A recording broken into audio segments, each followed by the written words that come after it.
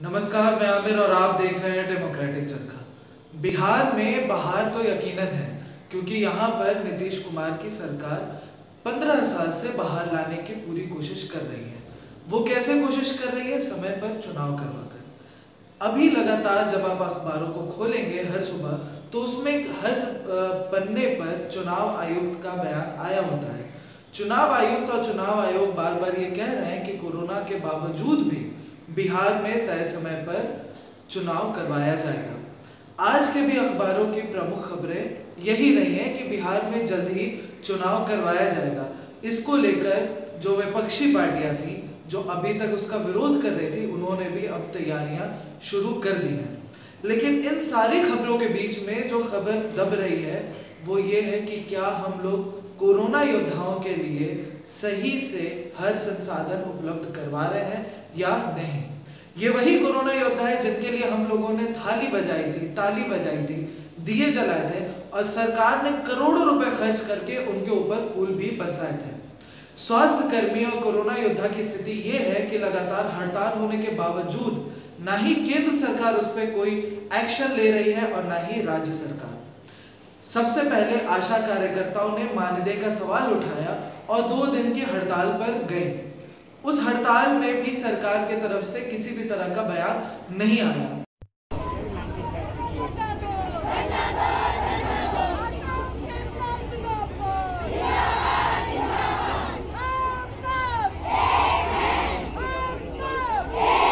आशा कार्यकर्ता अभी कोरोना के दौर में सबसे बड़ी आर्मी रही है कोरोना के खिलाफ, और उनका हड़ताल पे जाना स्वास्थ्य व्यवस्था की लचर स्थिति को जग जाहिर करता है।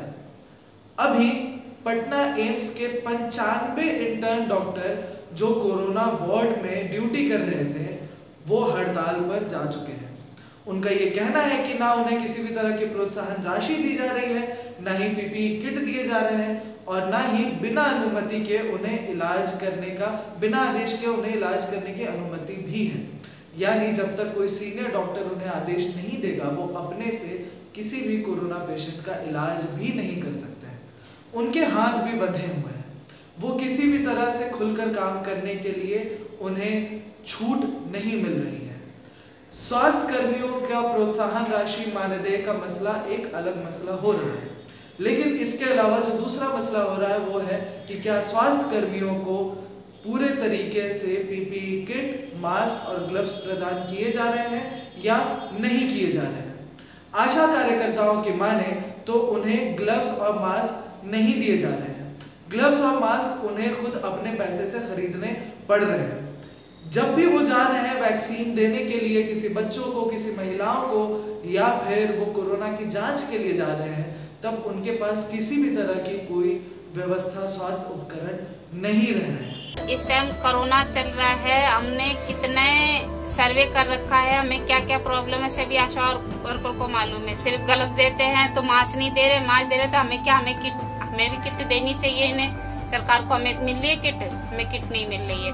और दूसरा, हमें हमारी सैलरी कितनी मिल रही है? हमारी 21,000 सैलरी होनी चाहिए इस टाइम। हमें कितना सैलरी दिया? 3,000 रुपए दिया जा रहा है। एम्स में काम कर रहे इंटर्न डॉक्टर्स की भी यही शिकायत रह रही है।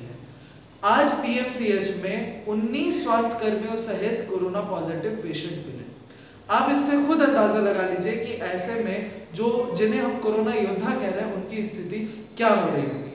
सबसे दयनीय स्थिति तब हो जाती है जब वो कोरोना पॉजिटिव मिलते हैं।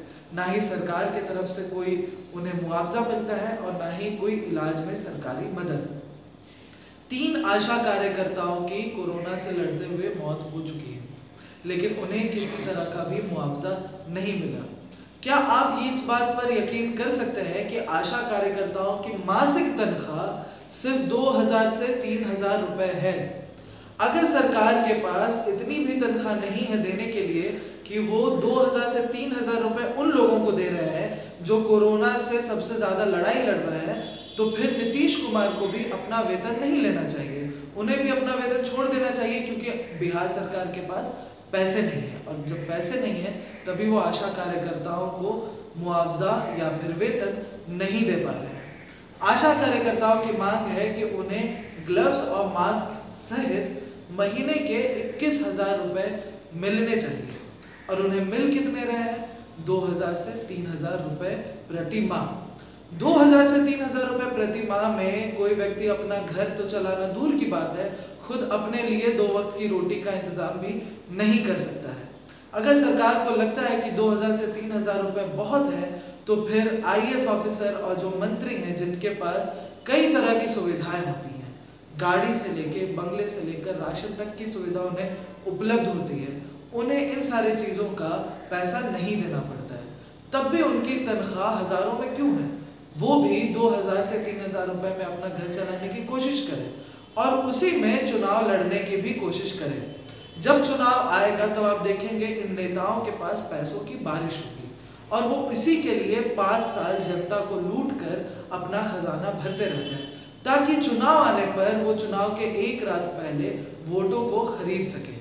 लेकिन सरकार के पास पैसे नहीं है कि आशा कार्यकर्ताओं को और एम्स में जो इंटर्न डॉक्टर्स हड़ताल पे गए हैं उनको प्रोत्साहन राशि भी दे सके।